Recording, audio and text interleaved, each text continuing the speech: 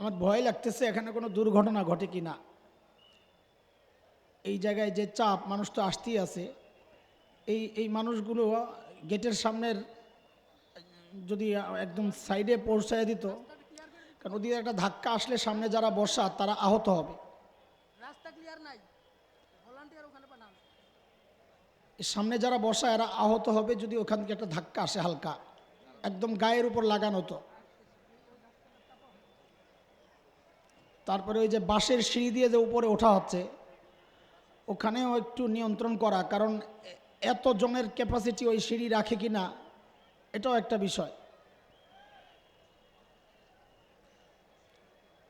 তারপরে যে উহুদ পাহাড়ে যারা উঠছে এদের কি অবস্থা? এই সমস্যা নাই, মাটি। আমি তো উহুদ পাহাড় ঠিকই কইছি। তাহলে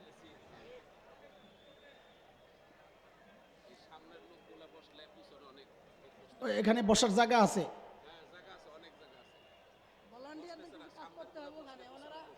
ও ভাই, একটু বসে গেলে ভালো হয়, পিছনের মানুষরাও বসতো, জায়গাটা হইতো। ভলেন্টিয়াররা কোথায়? একটু বসায়া দেন, বৈশা যান। এত হাসস কেন? আমি একবার বলছি, দুইবার বললেন এটা অন্যদিকে জায়গা, বৈশা যান বৈশা যান। আমি তো একবার বলছি।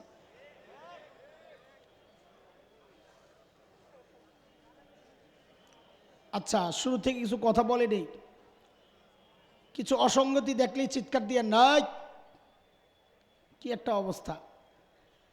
একটু অসঙ্গতি দেখলেই চিৎকার দিয়ে, চিৎকার দায়িত্ব আপনারা দিছে কে? সবরের সাথে মোকাবেলা করি, ইশারায় বলি, জবান না খুলি। এখানে জবান খোলার একজনের অনুমতি আছে, যারে মাইক দেওয়া হয়েছে। আর বাকি কেউ জবান খুলতে হইলে আইসা মাইকে বলতে হবে, আইসা পড়বেন।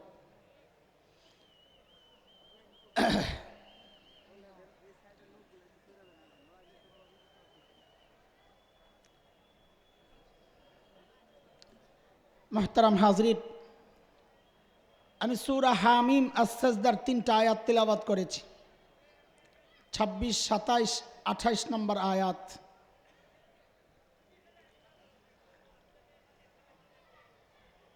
যার প্রথম আয়াত কাফেরদের একটা বক্তব্য, শেষ 2 আয়াত আল্লাহ তাআলা কাফেরদের ওই বক্তব্যের জবাব দিয়েছেন। প্রথম আয়াতটা এমন, কাফেরদের বক্তব্য হচ্ছে, মালিক বলেন, وقال الذين كفروا لا تسمعوا لهذا القرآن والغوا فيه لعلكم تغلبون। যারা কাফির তারা বলে এই কোরআন শুনবা না এবং হট্টগোল তৈরি করবা, তাইলে তোমরা জয়ী হবা, জয়ী থাকবা। এটা কাফেরদের বক্তব্য। আল্লাহ তাআলা এই বক্তব্যের জবাব 2টা আয়াত দিয়ে দিয়েছেন। মালিক বলেন, প্রথম কথা, فَلَنُذِيقَنَّ الَّذِينَ كَفَرُوا عَذَابًا شَدِيدًا وَلَنَجْزِيَنَّهُمْ أَسْوَأَ الَّذِي كَانُوا يَعْمَلُونَ।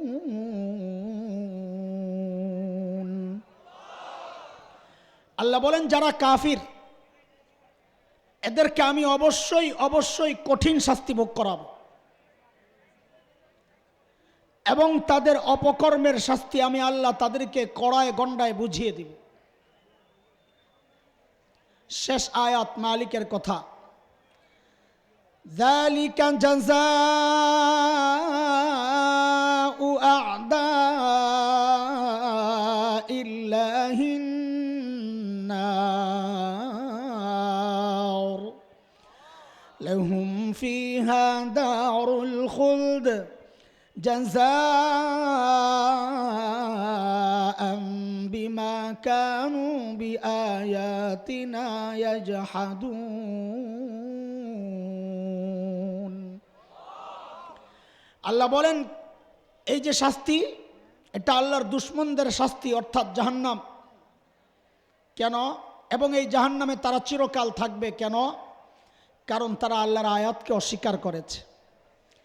এই হচ্ছে আয়াত তিনটার মোটামুটি তর্জমা। বিখ্যাত মুফাসসির ইমাম কুরতুবী রহমতুল্লাহ আলাইহি তাফসীরে কুরতুবীর মধ্যে লেখেন, হযরত আব্দুল্লাহ ইবনে আব্বাস রাদিয়াল্লাহু তাআলা আনহুমার একটা বর্ণনা এনে যে এই আয়াতগুলোকে আল্লাহ তাআলা মক্কার কাফিরদের সম্পর্কে নাজিল করেছেন। কাদের সম্পর্কে? আমি আমার বয়ানের মধ্যে মক্কার কাফির বলবো না, যেন আপনারা সহজে বুঝতে পারেন। এই জন্য আমি বলবো আবু জাহেলদের সম্পর্কে নাজিল করেছেন। কাদের সম্পর্কে? আবু জাহেলদের বক্তব্যের মূল পয়েন্ট দুইটা। এক হচ্ছে এই কোরআন শুনবা না, আরেক হচ্ছে হট্টগোল তৈরি করবা, কাউকে শুনতে দিবা না। কেন? কারণ মুসলমানদের বিরুদ্ধে যদি জয়ী হতে চাও, এটাই সবচাইতে কার্যকর রাস্তা। লাআল্লাকুম তাগলিবুন। মূলত বক্তব্যটা কাফেরদের না, আবু জাহেলদের না, মূলত বক্তব্যটা ইবলিসের। কার? আচ্ছা, মূল কথায় ঢুকার আগে একটা কথা বলে নিই আমি, যেন ভুল না বুঝেন। শুরুতে আমার কথা কিছু এলোমেলো হবে, নানান জায়গার কথাবার্তা হবে, এতে যেন এমনটা না ভাবা হয় যে কোনো নির্দিষ্ট টার্গেট ছাড়াই কথাবার্তা হচ্ছে। না, একটা টার্গেট নিয়েই আলোচনা শুরু করেছি। এটার একটা উদাহরণ আমি দিয়ে থাকি এভাবে, যে বাড়িতে মেহমান আসছে, তো মেজবান বাজারে যাবে, তো মেহমান বলে, ভাই তোমাদের টাঙ্গাইলের বাজার একটু দেখতে চাই, আমিও যাব সাথে। তো মেজবান হোস্ট বাড়িওয়ালা বলে চলো। তো বাজারে গিয়া বাড়িওয়ালা একবার যায় চালের দোকানে, একবার ডালের দোকানে, একবার তেল, একবার মশলা, একবার মাছ, একবার গোশত, একবার সবজি, এক এক দোকানের এক এক কাজ। তো মেহমান বলে কি, ভাই তুমি বাজার করবা ভালো কথা, এত দোকানে ঘুরো কেন? তো মেজবান বলে বাড়িওয়ালা, ভাই রে, বাজার করতে হইলে নানান দোকানেই ঘুরতে হয়, এটা তোমার বিষয় না। তুমি বাজার দেখতে আসছো, আমার পিছনে পিছনে থাকো। বাজারে অনেক অলিগলি, আমাকে হারায়া ফেললে কপালে আর খাওয়া জুটবে না। আমি কোন কোন দোকানে যাই এটা তোমার বিষয় না, তুমি দেখবা দস্তরখানে খানা ঠিক আছে কিনা। কারণ খানাটা সামনে আনতে বহু দোকানে যাইতে হবে। ঠিক আমিও আপনাদেরকে নিয়ে শুরুতে কিছুক্ষণ বাজারে ঘুরবো, একবার এই দোকান, একবার এই দোকান, একবার ওই দোকান। আপনি ভাইবেন না এত জায়গায় যাই কেন? তা আমি বলবো, ভাই রে, এটা তোমার বিষয় না, তুমি আমার পিছনে পিছনে চলতে থাকো, দেখবা শেষে দস্তরখানে বয়ান ঠিক আছে কিনা। ঠিক আছে কথা? তা আমি বলেই বলবো যে আমি এখনো বাজারে আছি, বাজার করতেই সময় লাগবে, ভূমিকাটাই অনেক লম্বা, বয়ানের মূল কথা অল্প। যেমন খাবার রেডি করতে সময় লাগে অনেক, খাইতে লাগে কয়েক মিনিট, আমার বয়ানের স্টাইলই এমন। এইবার শুনতে থাকেন। হ্যাঁ, আমি চেষ্টা করব আমার প্রত্যেকটা কথাকে কোরআনের আয়াত দিয়ে সাজাইতে, যেন কারো আঙ্গুল তোলার কোনো সুযোগ না থাকে। মূলত বক্তব্যটা ইবলিসের। আয় হায় রে, ও ভাই, এই যে ধাক্কা লাগতেছে, আমার ডরই লাগতেছে খালি। আওয়াজ নাই, আওয়াজ নাই, উপরে উঠায় দিলে উঠায়া দেন, ঠেলা ঠুলা। আওয়াজ ছাড়া, আওয়াজ ছাড়া, ভাই আওয়াজ ছাড়া, আওয়াজ ছাড়া। এই আপনি কেউ আবার আরেকজনকে চুপ করতে বললেন না, তাহলে আওয়াজ কন্টিনিউ থাকবে। একজন আরেকজনকে ভাই চুপ করেন এই কথাও বলবেন না, তাইলে এই আওয়াজ আর থামে না। ওরে আবার আরেকজন চুপ করায়, দৌড় চলতে থাকে। আচ্ছা, খামোশ থাকি, খামোশ থাকি, খামোশ থাকি।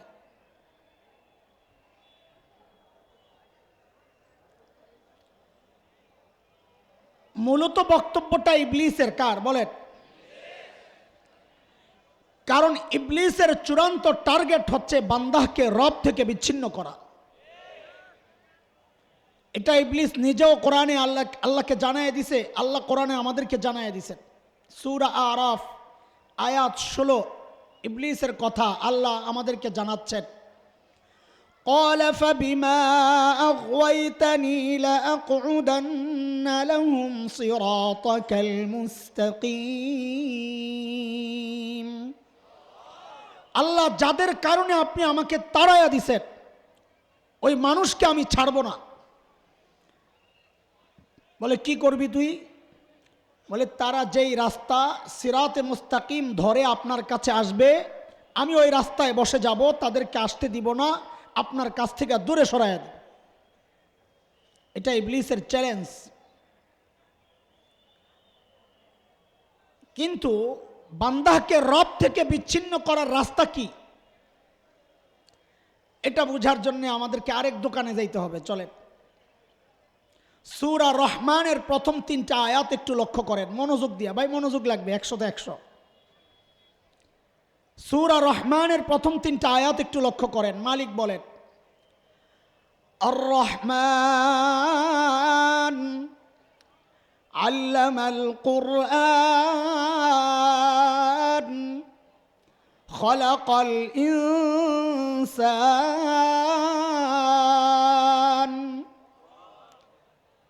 1 নম্বর আয়াত রহমান আল্লাহ। 2 নম্বর আয়াত যিনি কোরআন শিখালেন আল্লামাল কোরআন, যিনি কোরআন শিখালেন। 3 নম্বর আয়াত খালাকাল ইনসান, যিনি মানুষ সৃষ্টি করলেন। আয়াতগুলোর সিরিয়ালগুলো একটু দেখেন তো মনোযোগ দিয়া। 1 রহমান আল্লাহ, 2 যিনি কোরআন শিখালেন, 3 যিনি মানুষ সৃষ্টি করলেন। এইবার আমাকে একটু বলেন আমি আপনি দুনিয়ায় আগে আসছি না আগে কোরআন শিখছি? দুনিয়ায় আগে আসছি, কোরআন পরে শিখছি।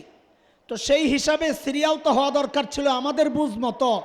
আর রহমান খলাকাল ইনসান আল্লামাল কুরআন। রহমান আল্লাহ, যিনি মানুষ সৃষ্টি করলেন, যিনি ওই মানুষকে কোরআন শিখালেন।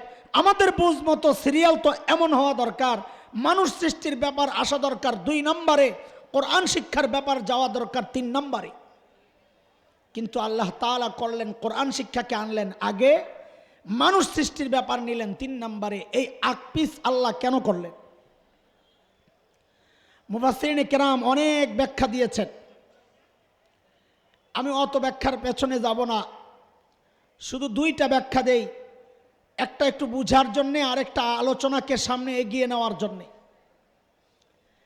1 নম্বর ব্যাখ্যা, আল্লাহ কোরআন শিক্ষার ব্যাপার আগে আনছেন, মানুষ সৃষ্টির ব্যাপার নিছেন 3 নম্বরে। কেন? আল্লাহ আমাদেরকে বুঝাইয়া দিচ্ছেন, এরে বান্দা আমি তোমাদেরকে আগে বানাইছি তারপর কোরআন শিখাইছি, কথা ঠিক, কিন্তু বান্দারে যতক্ষণ না আগে তুমি কোরআনই শিক্ষায় শিক্ষিত না হবা ততক্ষণ পর্যন্ত তুমি নিজেকে মানুষ পরিচয় দিতে পারো না। যদি তুমি আগে কোরআনই শিক্ষায় শিক্ষিত হও তাইলে তুমি মানুষ, নাইলে দেখতে মানুষ আসলে জানোয়ার। একটা উদাহরণ দিলে ভালো বুঝবেন আপনারা। তাসলিমা নাসরিন রে ভুলে গেছেন না? আছে এখনো?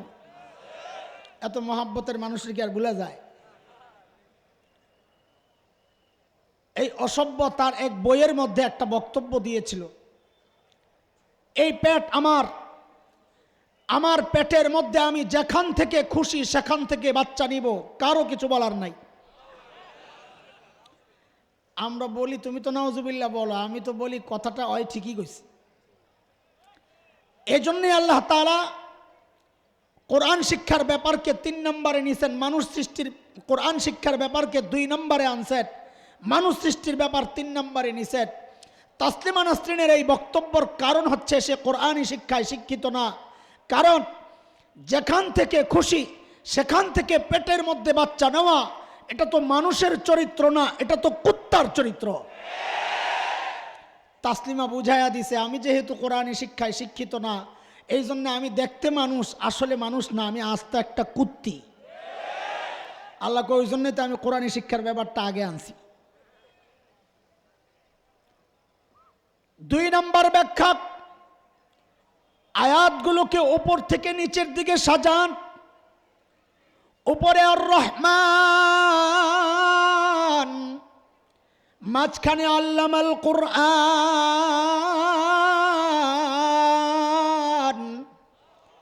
নিচে খালাকাল ইনসান। উপরে রহমান, মাঝখানে কুরআন, নিচে ইনসান। মালিক বলেন বান্দারে আমি রহমান উপরে, তুমি মানুষ নিচে।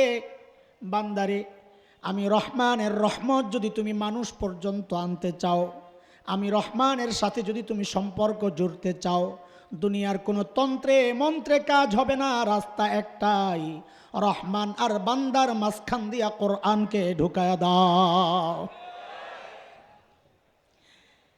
তাইলে কি বোঝা গেল? বান্দার সম্পর্ক আল্লাহর সাথে করার রাস্তা কি? মাঝখানে কি ঢুকাইতে হবে? এই খবর শয়তানের আসেনি, কথা বলে না? আছে। এই জন্যে শয়তানের যে চূড়ান্ত টার্গেট বান্দাকে রব থেকে বিচ্ছিন্ন করবে, এটা বাস্তবায়নের জন্যে শয়তান যে পদ্ধতি গ্রহণ করেছে সেটা হচ্ছে বলে বান্দাকে কোরআন থেকে দূরে সরাইয়া দাও, বান্দা অটোমেটিক মালিক থেকে বিচ্ছিন্ন হয়ে যাবে। কিন্তু শয়তান বড় বাটপার, ওদিকে তাকায় না, থাক এরা চিল্লাক, আমি যে চিল্লাইতেছি আমার চিল্লানি ভালো লাগে না, আবার ওদিকে তাকান, এদিকে তাকান, ওদিকে একদম তাকাবেন। আপনি তো মনে করতেছেন আমি তো কথা কই না, আমি ঘাড় আসছি, কিন্তু আপনি ঘাড় লাগতেছেন, আমি তো লাগতারি না, আমি তো আপনার দিকে তাকায় রয়েছি। আমি কথা কই আপনার লগে, আপনি তাকান ওদিকে, আমার কথা আসে, কথার টাইনা নিতে হবে।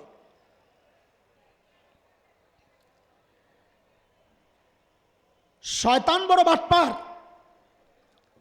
বাটপার কোনোদিন মানুষকে এক পদ্ধতিতে ধোকা দেয় না, তাহলে ধরা পড়ে যাবে।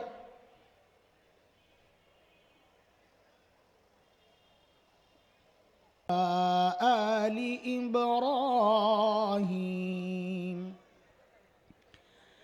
ইন্নাকা হামিদুম মাজিদ।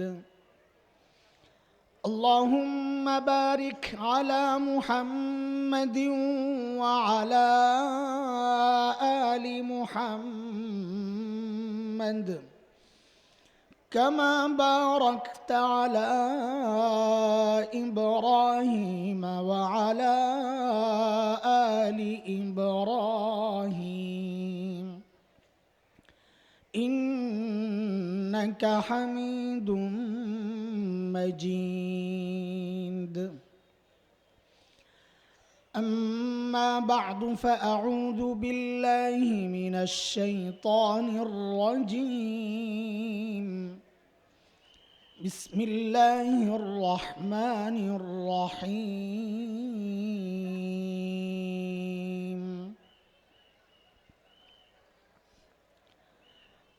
وقال الذين كفروا لا تسمعوا لهذا القرآن والغوا فيه لعلكم تغلبون.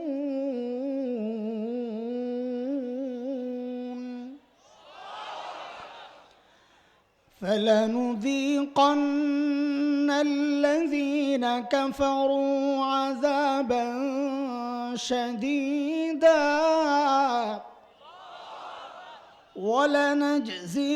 ولنجزينهم أسوأ الذي كانوا يعملون.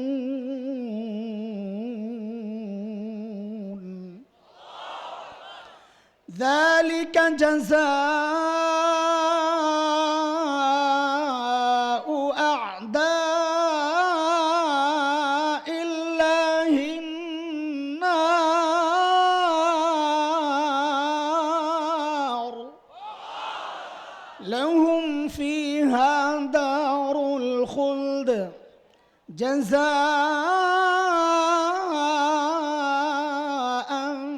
بما كانوا بآياتنا يجحدون.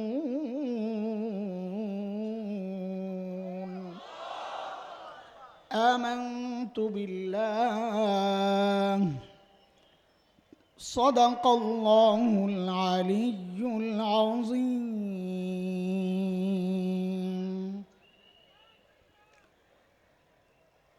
দেশের শীর্ষ দিন দ্বারা জামে ইসলামিয়া ধুলের চর কর্তৃক আয়োজিত আজকের এই বার্ষিক ইসলামী মহাসম্মেলন এর চলতি অধিবেশনের সম্মানিত সভাপতি, উপস্থিত হযরত উলামায়ে কেরাম, মুরব্বিয়ানে আযম, দূর দূরান্ত থেকে আগত ইসলাম প্রিয় সুধী সমাজ, প্রিয় ছাত্র ভাইয়েরা, যুবক বন্ধুরা, আল্লাহ সুবহানাহু ওয়া তাআলার অশেষ মেহেরবানি, করুণা, দয়া, যে মহান মালিক লাখো কোটি মানুষ থেকে বাছাই করে দ্বীনি এই মজলিসে আমাকে আপনাকে একত্রিত করেছেন, এটা মালিকের অনেক বড় দয়া আর করুণা। কুরআন আল কারীমের মধ্যে আসছে, মালিক বলেন, দিন বুঝার জন্য আমি যার দিলটা খুলে দেই, দিন মানা, দিন শেখা, দিন জানার মানসিকতা যাকে দান করি, ওই বান্দা সারাক্ষণ আমার স্পেশাল নূরের আওতায় থাকে। দুর্ভাগ্য তার জন্যে যার দিল শক্ত, যাকে দিন বুঝানো যায় না, উল্টা বুঝে। বরং কোনো কোনো পোড়া কপাল তো এমনও আছে যে আলেমরা চায় তাকে দিন বুঝাতে, আর পোড়া কপাল চায় খেলতে। আলেমরা বলে বুঝো, পোড়া কপাল বলে খেলা হবে আসো। মস্তিষ্কের পচন কোন লেভেলের হইলে বুঝার জিনিস নিয়ে খেলতে চায়? আরে বোকা, দিন খেলার জিনিস না, দিন বুঝার জিনিস। খেলার জিনিস আলাদা, বুঝার জিনিস আলাদা। ওই যে মাথা নষ্ট, দিন বুঝে না। তো আল্লাহ তাআলা বলেন এরা স্পষ্ট গুমরাহিতে নিমজ্জিত। সূরা জুমার আয়াত নম্বর 22-এ রব্বে করিম এই কথাটা বলেছেন। মালিক বলেন, আফামান শারাহাল্লাহু সাদরাহু লিল ইসলাম ফাহুয়া আলা নূরিম মির রাব্বিহি ফাওয়াইলুল লিল কাসিয়াতি কুলুবুহুম মিন যিকরিল্লাহ উলাইকা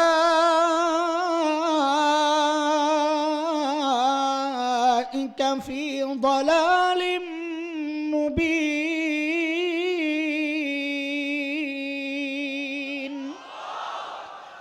এই আয়াতের মধ্যে রব্বে করিম এই কথাগুলো বলেছেন। মুহতারাম হাজরিন, যে মহান মালিক এই নিয়ামতে আমাদেরকে ধন্য করলেন, ওই মালিকের শুকরিয়া আদায় করি, জবান খুলে, প্রাণ খুলে কালিমাতুশ শুকর উচ্চারণ করি, আলহামদুলিল্লাহ।